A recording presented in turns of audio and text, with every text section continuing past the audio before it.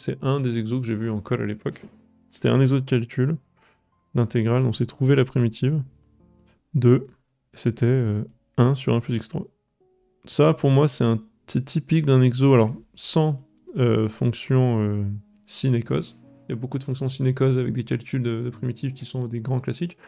Ça, pour moi, c'est le truc où si vous savez le faire sans hésitation, sans trop de problèmes, vous avez déjà établi un bon niveau de calcul d'intégrale.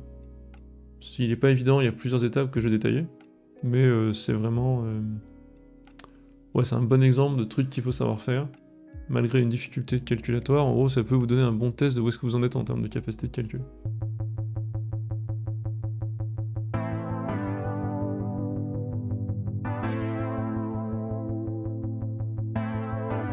Donc je vais vous montrer la primitive de ça. La primitive de ça, le premier truc, c'est de réfléchir à, en gros, comment faire une décomposition en éléments simples. On veut... Oups. On va chercher une décomposition d'éléments simples. Donc une décomposition en éléments simples, c'est une décomposition de la fraction avec des pôles, on appelle ça, beaucoup plus simple que 1 plus x cube. On cherche une DES, donc une décomposition d'éléments simples, et on va partir pour ça de la factorisation de 1 plus x cube. Celle-là, il faut la connaître par cœur. Ça vaut x plus 1 fois x carré moins x plus 1. Donc, en gros, ça peut venir... donc il faut soit connaître par cœur la formule, soit vous pouvez la retrouver avec... en gros, ça ressemble à du... c'est une suite géométrique de raison moins x, si vous voulez. Voilà. Vous avez une raison moins x, et vous avez les trois premiers termes, donc vous retrouvez 1 moins x au cube sur 1 moins x. Une fois que vous avez ça, oui, a cube plus b cube, en gros, c'est la même chose. Ben, on va s'en sortir, on va essayer de dire, bah donc maintenant, je vais essayer d'écrire 1 sur 1 plus x cube égale... Il y a deux manières de faire. Il y a une manière avec les nombres complexes, où on écrit ça avec un delta négatif. Ça, c'est un delta négatif. On peut écrire avec des pôles complexes qu'on recombine. Ça marche très bien. Sinon, une manière un peu plus classique, c'est juste d'écrire que c'est ax plus b. Alors plutôt a, pardon, sur x plus 1, plus bx plus c sur x carré moins x plus 1. Voilà. Ensuite, en faisant ça, on va essayer de faire un peu... bon, de déterminer un peu les coefficients. C'est pas trop compliqué la technique, si j'appelle ça étoile. C'est de multiplier déjà par x plus 1 étoile, et de voir ce que ça donne. Connaissant la factorisation qui est au-dessus, quand je multiplie par x plus 1, il me reste x carré moins x plus 1 égale a plus bx plus c x plus 1 sur x carré moins x plus 1. Deuxième étape, on la prend en x égale moins 1. Cette équation-là. Et ça nous donne 1 sur 1. Ça nous fait 1 au carré. Oups, c'est faux. 1 sur 1 plus 1 moins 1, donc ça fait 3 égale a. On va multiplier par, on va faire fois x2 moins x plus 1, la relation de base. Donc ça nous donne ici 1 sur 1 plus x égale a x carré moins x plus 1. Donc a ici c'est un tiers, donc je peux mettre un tiers à la limite. 1 tiers de x carré moins x plus 1 sur x plus 1 plus bx plus c. Donc ça va être intéressant. En gros, je pense qu'on peut faire un truc marrant, c'est que en plus l'infini, ça tend vers 0.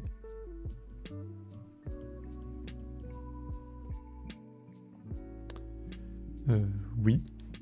Et celle-ci va pouvoir tendre vers 0 uniquement dans un certain cas. Enfin, ça va nous faire un petit... On peut résoudre tout avec un petit système comme ça. On a la limite qui tend vers 0 en plus l'infini. Donc, en gros, il va falloir absolument que... Bon, on va l'écrire, on va faire ça. Ça va être 1 tiers de x2 moins x plus 1 plus 3 fois bx plus c fois x plus 1. Le tout sur x plus 1.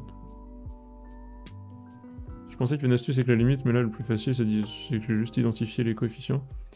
Vu que je suis parti pour identifier les coefficients, 1 sur x plus 1 ici, je vais pouvoir m'en débarrasser de chaque côté. Je vais pouvoir écrire en fait 3 égale 1 plus 3b x carré plus 3 fois b comme ça, x plus 1 plus 3c. Et j'ai ce truc là qui va être suffisant. Ça va être beaucoup plus facile. Bah en fait ça, 1 plus 3c égale 3, bah on le vérifie parce que c'est 2 tiers dans tous les cas, mais ça nous redonne c égale 2 tiers. Je veux 0 égale 1 plus 3b. Puis je vérifie juste que 3b plus 3c égale 1.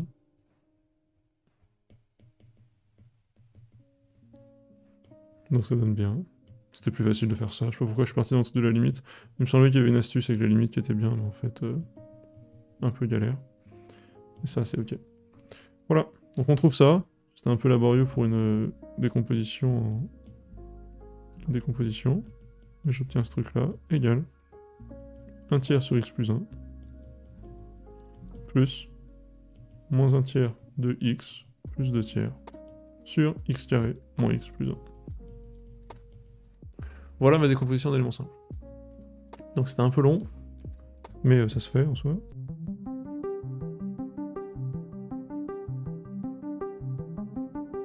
La deuxième partie de l'exercice, une fois que vous avez fait ça, donc ça c'est la première partie calculatoire, vous avez la décomposition d'éléments simples, on va chercher ensuite la primitive de ce truc. La primitive de ce truc là, ça va être relativement facile, c'est que vous allez avoir d'un côté ce truc là, cet élément ici qui va se primitiver en 1 tiers de log de x plus 1, et vous allez devoir gérer celui-ci. Donc on va faire le deuxième, on a moins 1 tiers facteur de x moins 2 sur x carré moins x plus 1.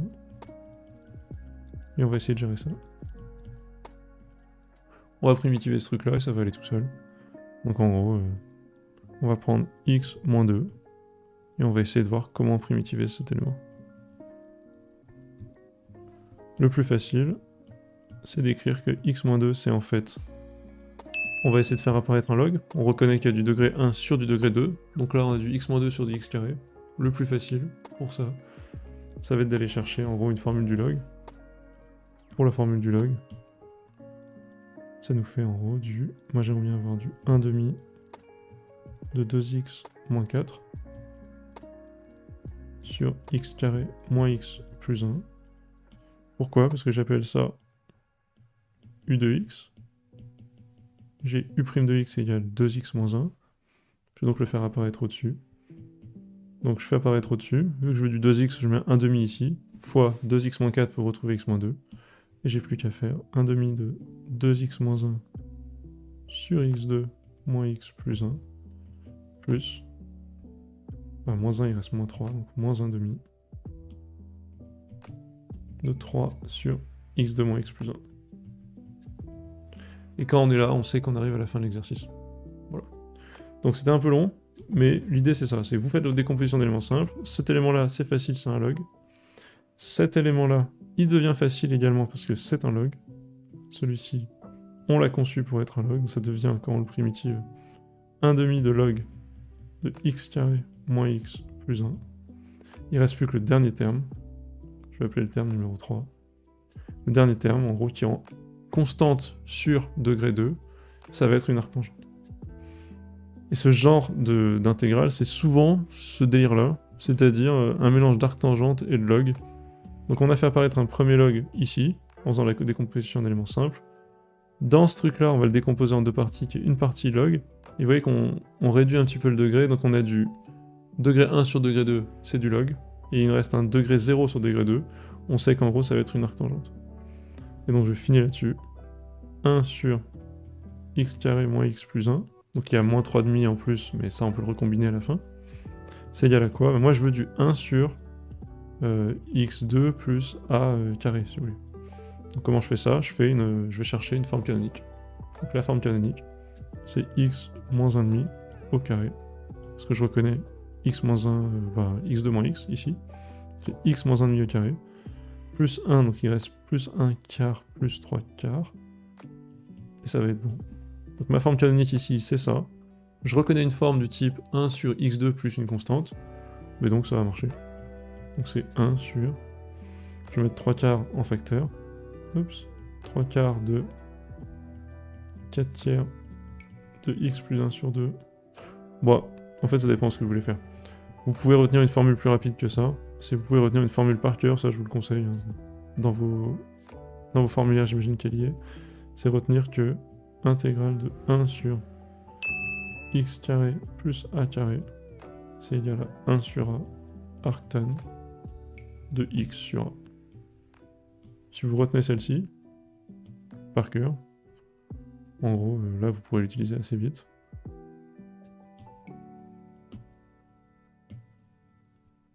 Il faudra faire juste un changement de variable ici, un petit changement de variable qui va être en gros, on pose un u égale x moins 1,5, et on obtient 1 sur u carré plus racine de 3 sur 2 au carré. Et voilà, donc c'est un peu long, c'est un peu laborieux, mais ça finit par marcher. Donc je finis par obtenir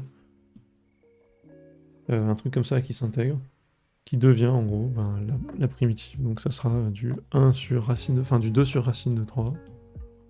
Ici, quand je primitive, le tout, on obtient la primitive qui est 1 sur a, 2 sur racine de 3, arctan de u, c'est-à-dire x moins 1,5, sur racine de 3 sur 2. Donc j'ai un élément qui sera du arctangente un peu moche de x moins 1,5 sur racine de 3 sur 2, mais en gros c'est du arctangente x. Un élément qui est du log de x carré moins x plus 1, et un élément qui est du log de x plus 1. Ça, sur les intégrales, c'est le type de calcul vraiment le type le plus commun de calcul qu'il faut savoir faire en sup. Donc vous décomposez. Bon là j'ai un peu galéré, c'est un peu laborieux, mais en fait ça se fait relativement vite. Vous multipliez. Là je l'ai un peu triché comme ça, mais vous pouvez juste faire une décomposition. Vous identifiez deux polynômes, vous trouvez les différents coefficients.